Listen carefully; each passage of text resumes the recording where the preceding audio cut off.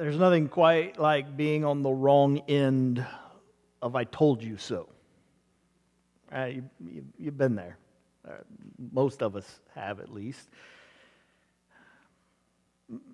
Because when you find yourself on the wrong end of "I told you so," it means something has gone awry, right? Like you set out to do something.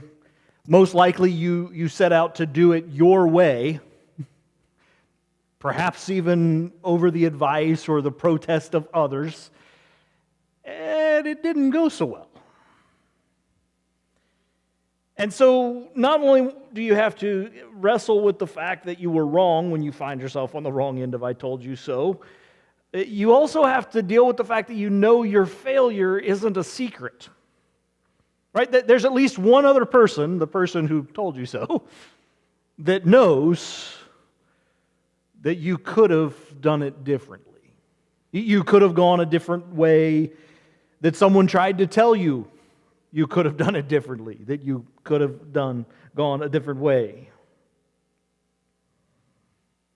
Nothing quite like being on the wrong end of "I told you so." And sometimes it's innocent enough, right? And the person who told you so kind of leaves it unspoken, right? They recognize, yeah, you know. But there are other times that the person who told you so decides to be kind of petty and smug about it. Now, I don't know about you, but I think the first way, when they're kind of innocent and unspoken with it, I think that's kind of worse. Right? Because if you find yourself on the wrong end of an "I told you so" and the person's kind of being a jerk about it, you can at least be mad at the person who's being a jerk. But if they don't say anything and they just kind of let it hang, the only person you can be mad at is you. Because you know you did it your way. And it didn't go the way you wanted. Now, the reality is, as uncomfortable as those moments are, for most of us, most of the time, when we're on the wrong end of "I told you so," it's a fleeting kind of moment. You have an opportunity to adjust, change course, it's gone. 6 months down the road, nobody even remembers the mistake. Most of the time, they're fairly fleeting, at least for other people. I don't know about you, but when I find myself on the wrong end of "I told you so," I have a little harder time moving on internally, right? And you kind of replay some things in your head, and, well, if I would have done this or would have done that, and you can become your own worst enemy that way. Most of the time, they pass by fairly quickly forgotten. But what if? I want to invite us to think through a what if this morning. What if your big "I told you so" moment, when you were on the wrong end of "I told you so," what if it didn't pass quickly? What if it wasn't easily forgotten?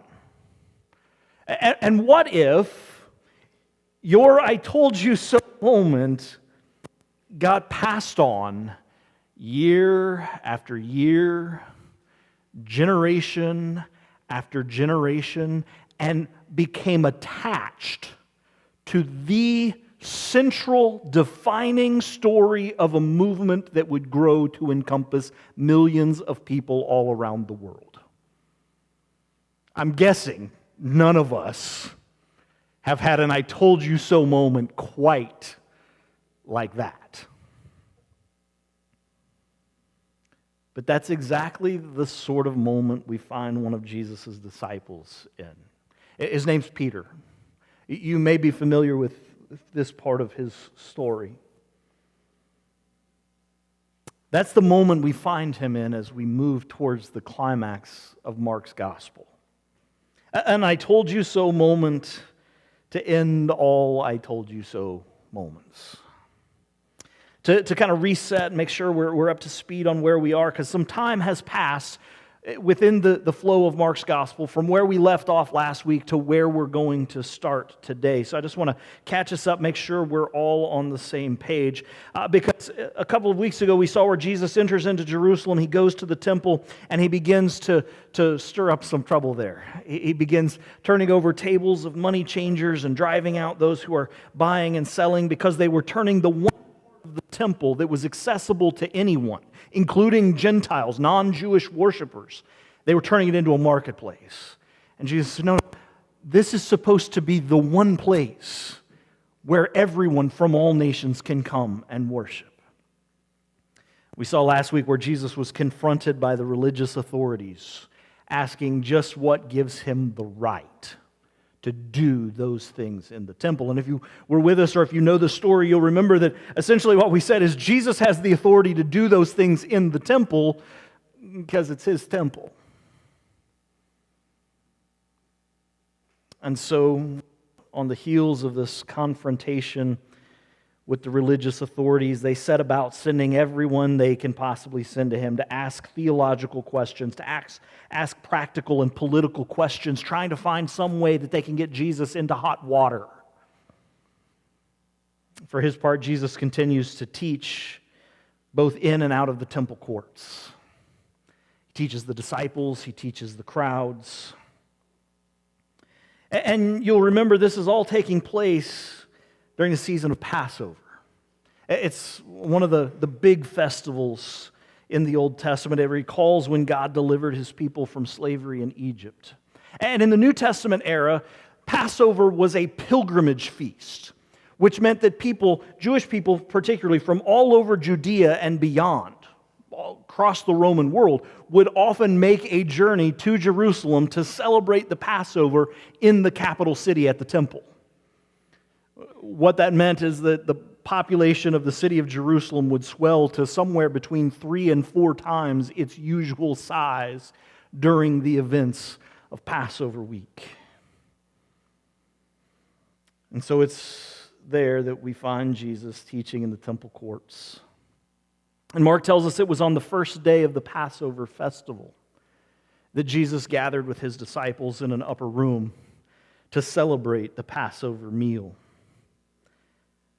It was at that meal that Jesus began to speak of the bread and the wine as his broken body and shed blood, markers of a new covenant.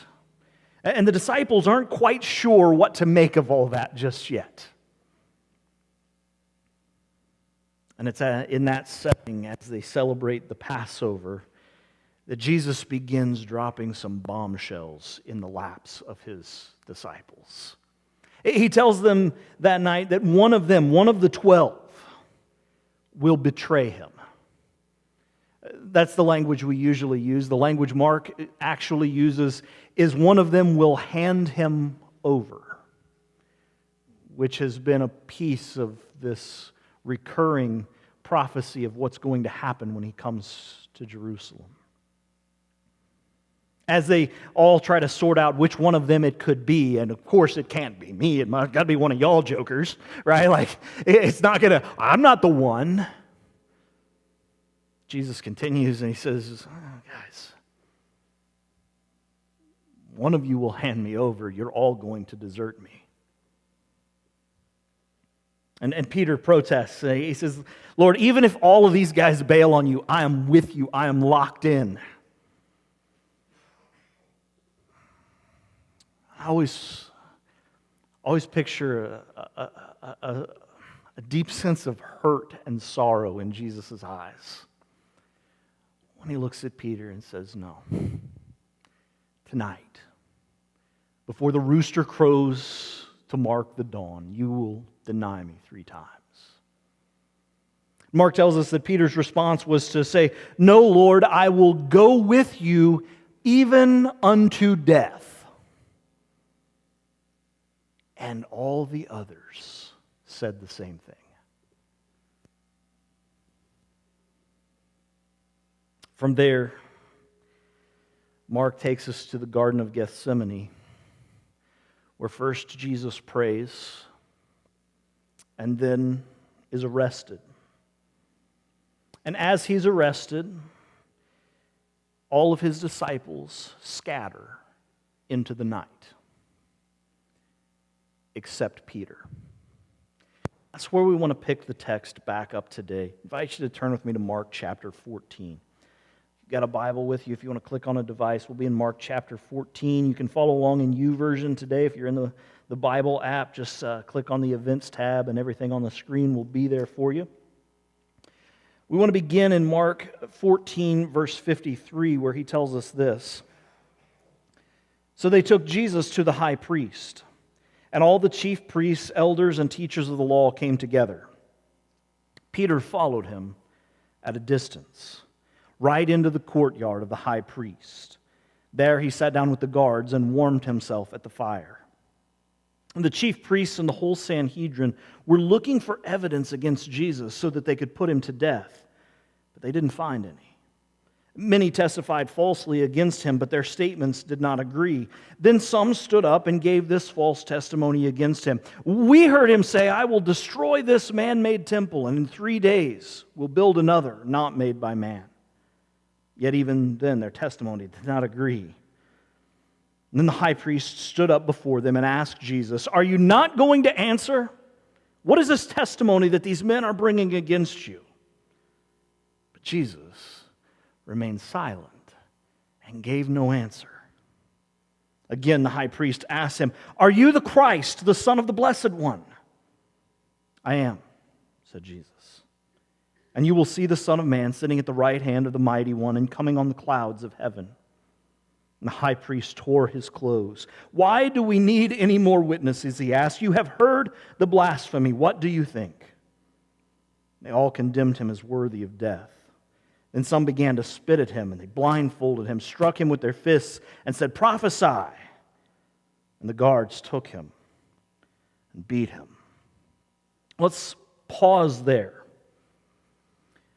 because we find Jesus ushered into a midnight trial, the home of the high priest, the official residence, if you will. And Mark tells us that Peter follows along at a distance and settles into the courtyard down below. Now, as Jesus' trial gets started, we find that all the usual suspects of the religious leaders are in place. They're all there, the chief priests and the elders, the teachers of the law, all the people who have been since chapter 3 of Mark's gospel trying to find some reason that they could accuse Jesus of something, have now all come together in one place. And we're supposed to see through the cracks in this facade because all the same people who have been plotting against Jesus, that Mark has told us repeatedly, they were looking for some reason to accuse him. They were looking for some way to put him to death. Those are the breadcrumbs Mark has been leading us to this moment with. And now all those same people are in charge of the trial to decide whether Jesus lives or dies. We're supposed to go, oh, I see how this is going to go. I understand what's happening here. The outcome is already decided. Now they just need to find the evidence. Particularly, they need to find the evidence of something that they can present to the Romans. Now, there's a little bit of debate around this, but it's pretty widely agreed upon that at this point in the first century, the Sanhedrin, this Jewish ruling council, doesn't have complete authority under Roman rule. There are some things they just can't do, and condemning someone to the death penalty is one of them. They can oversee religious affairs, they have some legal authority, but if it came time to sentence someone to die, that has to go to the Roman court. And so as this trial unfolds, they need to find something that they can accuse Jesus of, that they can take to Rome, because the trial begins with questions about blasphemy and speaking against the temple. And let's be real, Rome just isn't going to care about that. That's a religious matter. Rome doesn't worship your God, so we don't care what happens to you. He can say whatever he wants. Rome's not going to care. But as the trial progresses, we move in a different direction. Mark tells us this trial is happening at night. The outcome is predetermined. And as we walk through the story, we find that this scene includes violations of no less than 7 explicit directions that show up in Jewish texts for how a court was supposed to be conducted. Nothing about this scene is supposed to make us feel like this is on the level. They bring in multiple witnesses to speak of Jesus' blasphemy against the temple, because remember, we saw when he was clearing the temple that there was this idea that to speak against the temple was to speak against God. Mark says, but even those witnesses couldn't agree. But at every turn, Jesus remains silent. At every accusation that is made, Jesus remains silent. And as the tension continues to build, eventually the high priest himself stands before them and addresses Jesus. And he says, so don't you hear what they're saying? Tell us plainly. Are you the Christ, the Son of God? Now, as readers, if we are tracking with Mark throughout his gospel, those 2 titles should sound really familiar. How did Mark begin this story? All the way back, chapter 1. We've bumped into it over and over again throughout this conversation. This is the beginning of the good news of Jesus, who is the Christ, the Son of God. And now here at his trial, for the first time since Mark's opening line, the title Messiah and Son of God come back together. And we finally understand where this story has been headed the whole time. Now, it's important that we point out that the high priest doesn't ask, are you the Messiah, the Son of God? What he asks in the text is, are you the Messiah, the Son of the Blessed One? It's a way that people of faith in the first century would speak of God without using the title God or the divine name of God, so that they don't blaspheme. So if that feels really ironic that at a trial that's happening against all the rules at midnight when we've already determined what the outcome is and we're just trying to find the evidence, but the high priest wants to make sure he minds his P's and Q's and doesn't blaspheme by saying the name of God, if that feels a little weird, it should. It's the outward propriety that is disconnected from the internals of the heart of what's happening.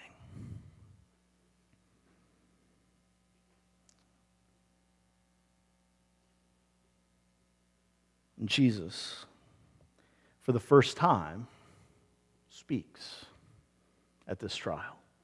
The high priest, again, minding his P's and Q's, making sure he doesn't blaspheme. Are you the Christ, the Son of the Blessed One?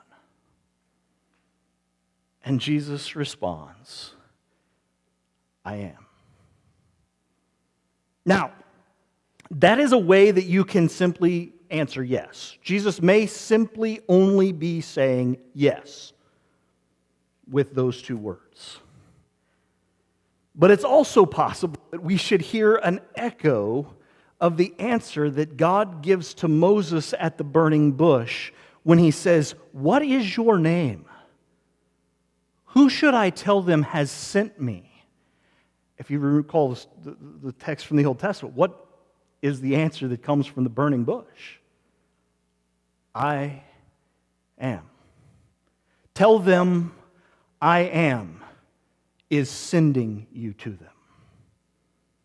Now, it's possible that Mark doesn't have that echo in mind. John is certainly going to do all sorts of stuff with it in his gospel.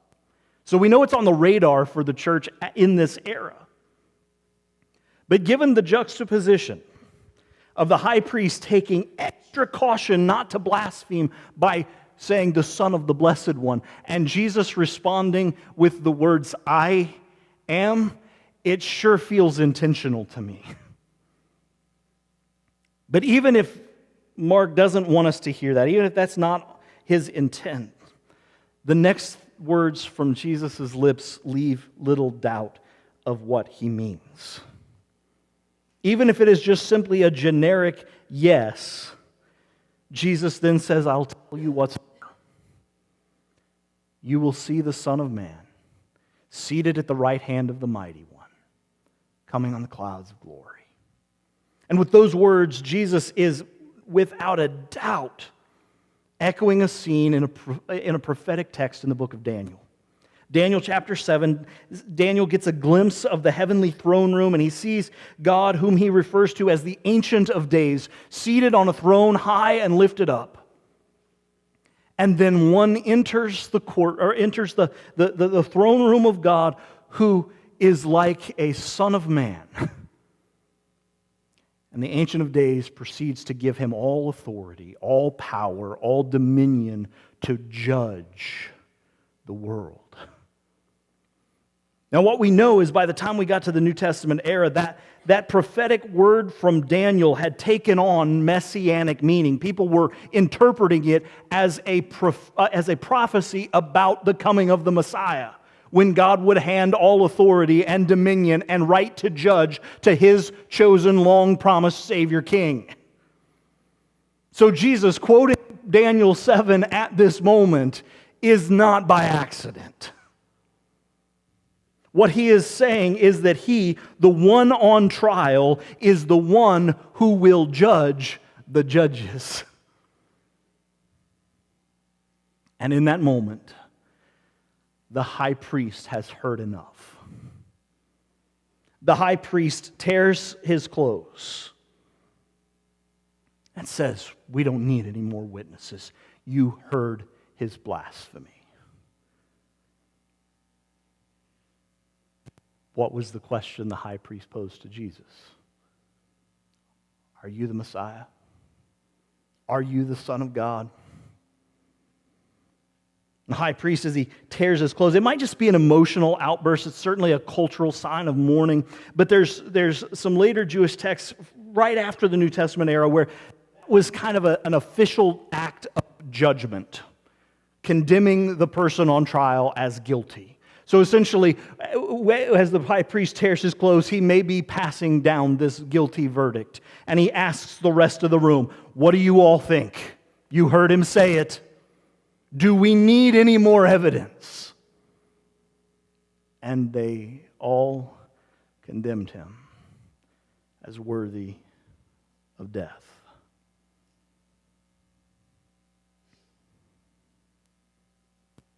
And if we've been reading Mark well, something should be resounding in our ears.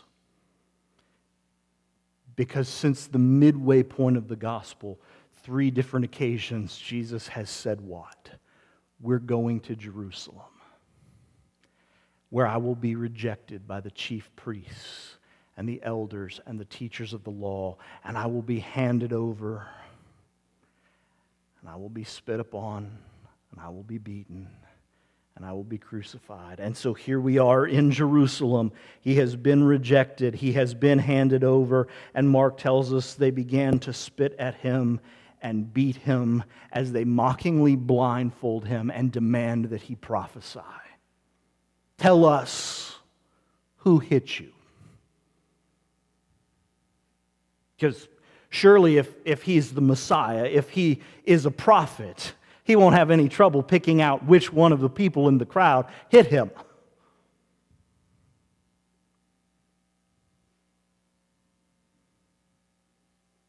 And Mark, in this moment, leans into this irony. Because he wants us to understand what he's been saying about who Jesus is from the beginning of his gospel. It's there in the teaching notes. If you want to jot it down, fill in some blanks if that's helpful to you. I would put it like this for us. Jesus' identity will be confirmed or denied by his prophetic voice. Does he do what he says? And does what he say come true? Mark has been building us to this moment to understand that Jesus' identity will either be confirmed or denied by his prophetic voice. Does he do what he says he's going to do? Does what he says happen actually take place? And here, in this moment, with their taunts hanging in the air, saying, if you're really the Messiah, prophesy, tell us what's going to happen, tell us who hit you, we're in the middle of a moment where everything Jesus has prophesied is coming true. He's come to Jerusalem. He's been rejected by the chief priests, the elders, and the teachers of the law. They've handed him over. He's being actively spit upon and beaten. And the very next thing they're going to do is hand him over to Pilate, to the Romans who will crucify him. Mark says his identity is being confirmed because everything he's said is coming true. And with those taunts, mockingly calling him a false prophet, hanging in the air, Mark redirects our attention to the courtyard below. Let's pick the text back up in verse 66. So while Peter was below in the courtyard, one of the servant girls of the high priest came by. When she saw Peter warming himself, she looked closely at him. You were also with that Nazarene, Jesus, she said. But he denied it. I don't know or understand what you're talking about, he said, and went out into the entryway. When the servant girl saw him there, she said again to those standing around, this fellow is one of them. And again, he denied it. After a little while, those standing near said to Peter, surely you are one of them. You're a Galilean. He began to call down curses on himself.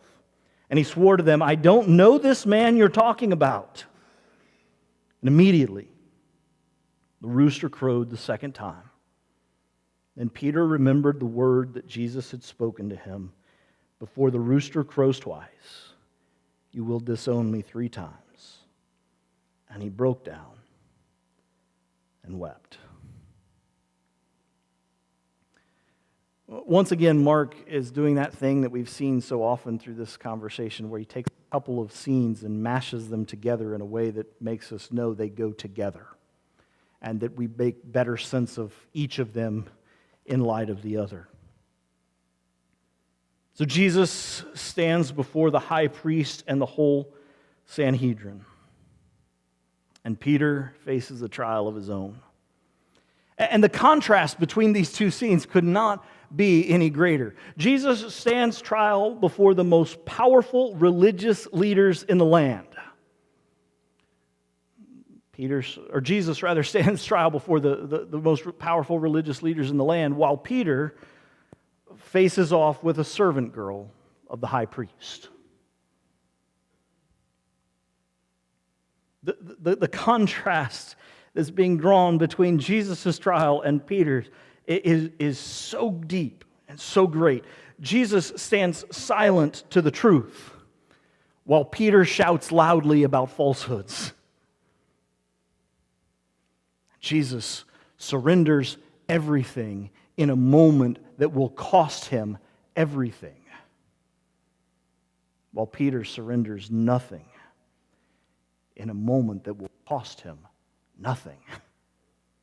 He's literally at the fire with the people who arrested Jesus. If he was in danger, if they cared to arrest him, he would already be in custody.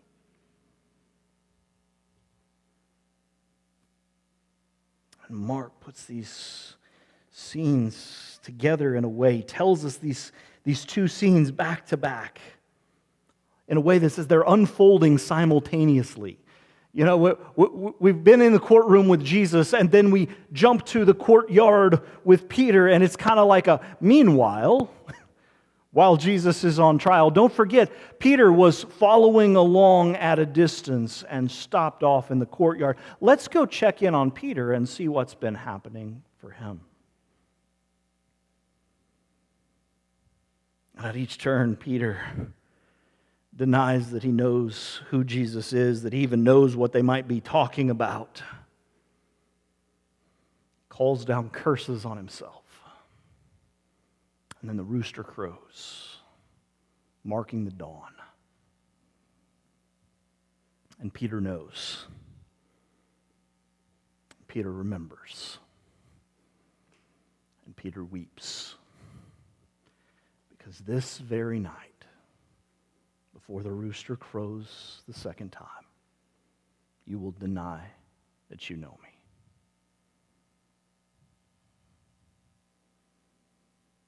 And Mark, again, is leaning into this irony. Jesus is being mocked as a false prophet, being asked to prove he is who he says he is, while his prophetic words are in the middle of coming true.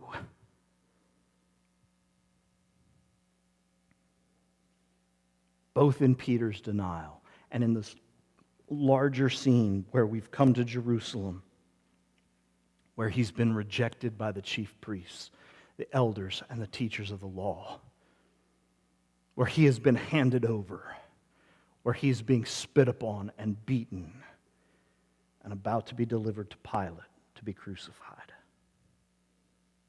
just as he said. Jesus' identity will either be confirmed or denied by his prophetic voice. Does he do what he says? Does what he says come true?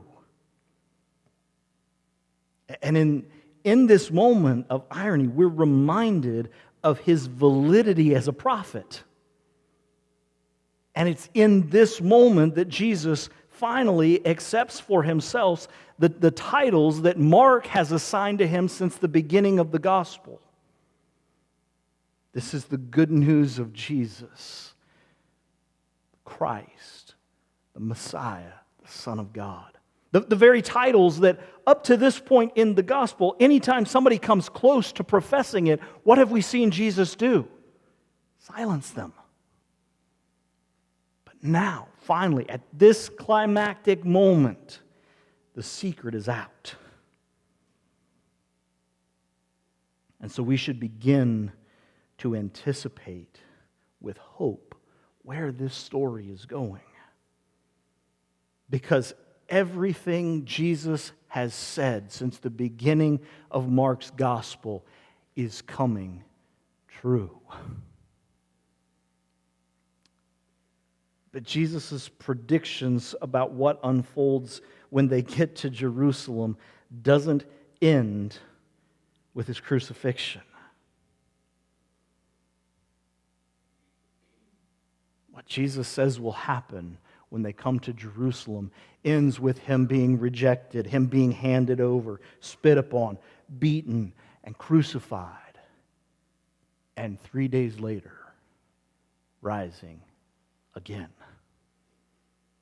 And so already we should begin preparing our minds with the hope and the anticipation of where this story is going. And it's in that hope that we find why Peter's big "I told you so" moment is here. If we think back to the conversation we had at the beginning of this series, do you remember who we said is Mark's primary source for information about Jesus' ministry? It's Peter. Now, you might think that when we get to this point, if Peter's the guy telling the story, he might omit this. Or at the very least, downplay it, right? Because none of us likes to be on the wrong end of "I told you so." And Jesus doesn't call him out, but this is clearly Peter, I told you so. But he doesn't. Why? Because just as much as Jesus' story does not end with his crucifixion, Peter's story in Jerusalem does not end with his denial. They both end with the hope found in the resurrection. We need to flash forward. We need to jump ahead to the end for just a moment and hear what Mark tells us at the end of his gospel in chapter 16, starting in verse 5. This is the morning of Easter, the resurrection. The women have gone to the tomb, and as they entered the tomb, they saw a young man dressed in a white robe sitting on the right side, and they were alarmed. "Don't be alarmed," he said. "You're looking for Jesus, the Nazarene, who was crucified. He is risen. He is not here. Come, see the place where they laid him." Verse 7, "But go, tell his disciples and Peter, he's going ahead of you into Galilee." Go tell his disciples and Peter, he's going ahead of you. Church, the best news of the good news is that our "I told you so" moments, the moments that we blew it, the moments that we dropped the ball, the moments where we went our own way, where we rejected the kingship of God, where we spit in the face of his goodness and his grace, those moments don't get the last word. Because Jesus is who he said he is. And he does what he said he will do. He's going to Jerusalem. He's going to get rejected. He's going to be handed over and spit on and beaten and killed. And 3 days later, God raised Jesus from the dead. And that changes it all. And if he can overcome death itself, what chance do our sins stand against his grace if we will simply turn to him? Right? We come into these moments and all we can think about is the "I told you so's." And Jesus says, no. We've got a way to undo those, to start things running in reverse and move past those moments. By his death and resurrection, Jesus is making all things new. Jesus is reconciling all things to himself. I told you we jumped ahead. And we have. Because before we can encounter the hope of the resurrection, we have to finish our journey towards the cross. Our journey towards suffering. Our journey towards death. And it's there. When we see Jesus on the cross, that his identity as the Messiah, as the Son of God, will finally be on full display. Would you stand with me as you're able, as we pray? Invite the band to come back.